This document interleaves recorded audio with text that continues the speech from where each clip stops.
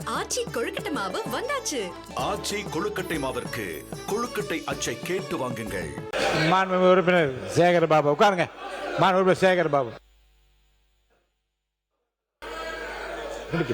முடிக்கிட்டோம் கொடுக்கிறேன். மாண்புமிகு உறுப்பினர் சேகர் பாபு.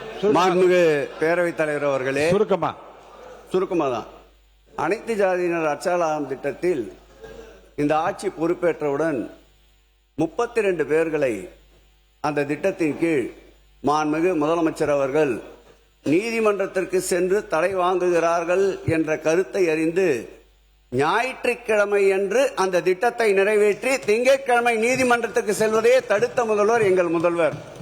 அதன் பிறகு ஏன் வழங்கவில்லை தொடர்ந்து என்று மாண்புமிகு பொதுப்பணித்துறை அமைச்சர் கேள்வி எழுப்பினார். உடனடியாக நல்மனம் படைத்தோர் உச்சநீதிமன்றத்தை அணுகுகிறார்கள். ஆகம கமிட்டி அதற்கு தீர்ப்பு சொல்லி எந்தெந்த திருக்கோயில்கள் ஆகமத்திற்குள் வருகிறது, எந்தெந்த திருக்கோயில்கள் ஆகமத்திற்கு வெளியே இருக்கிறது என்று முடிவு தெரிந்த பிறகுதான் அந்த அனைத்து ஜாதி அர்ச்சகர் திட்டத்தின் கீழ் அர்ச்சகர் நியமிக்க வேண்டும் என்று ஒரு தீர்ப்பு வருகிறது. அது உயர்நீதிமன்றமே நேரடியாக இருவரை அந்த கமிட்டிக்கு தலைவராகவும் உறுப்பினராகவும் நியமிக்கின்றார்கள். அரசின் சார்பில் 3 பேர் நியமிக்கப்படுகிறார்கள்.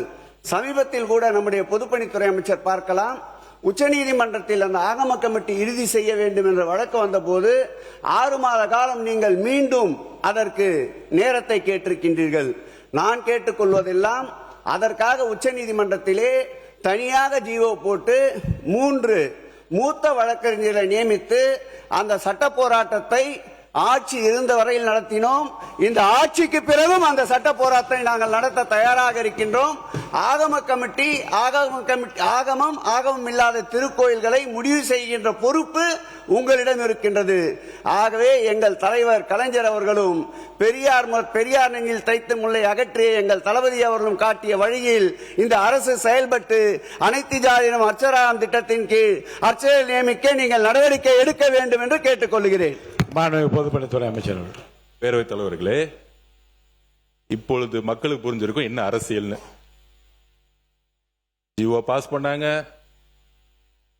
அனைத்து ஜாதி அர்ச்சகர்களாக விழா நடத்தினாங்க, 32 பேருக்கு அப்பாயின்மெண்ட் ஆர்டர் கொடுத்துட்டு கேஸ போட்டது யாருன்னு தெரியும். 5 வருஷம் கவர்மெண்ட்ல அவங்க இருந்தாங்களாம். ஆனா அந்த கேஸ வெற்றி பெறவே முடியாதான். இப்ப நம்மள பார்த்து கேஸ நடத்தி இந்த திட்டத்தை செயல்படுத்துங்கன்னு சொல்றாங்க. உறுதியாக நாங்கள் கேஸில் வெற்றி பெற்று இந்த திட்டத்தை பெரியார் வழியில் செயல்படுத்துவோம். அதை நாங்க பதிவு பண்றோம். இதில் உள்ள அரசியல் என்னன்னா, சில மதவாதிகளுடைய அழுத்தத்தினால் கேஸ போட வச்சு இவங்களே டிராப் பண்ணி இவங்களே அதுல குறிப்பா அண்ணன் சேகர் பாபு பெரியார் பேர் உச்சரிக்கவே கூடாது, எங்களுக்கு தெரியும். அதனால இந்த போன ஆட்சி பெரியார் பெயரை பெயரளவுக்கு சொல்லிட்டு அனைத்து ஜாதி அர்ச்சகர் திட்டத்தை கைவிடப்பட்டுட்டாங்க. 5 வருஷம் சுப்ரீம் கோர்ட்ல ஜெயிக்கவே இல்லை இந்த கேஸ்ல. ஜஸ்ட் எல்லாமே பேப்பர்ல தான் இருக்கு. எந்த திட்டமா இருந்தாலும் பேப்பர்ல தான் இருக்கு. அப்படிங்கறத நான் பதிப்பிட்டேன். அதுக்கு ஒரு மக்களுக்கு முன்னுதாரணம் இந்த திட்டம் தான். ஆச்சி கொழுக்கட்டை மாவு வந்தாச்சு. ஆச்சி கொழுக்கட்டை மாவிற்கு கொழுக்கட்டை அச்சை கேட்டு வாங்குங்கள்.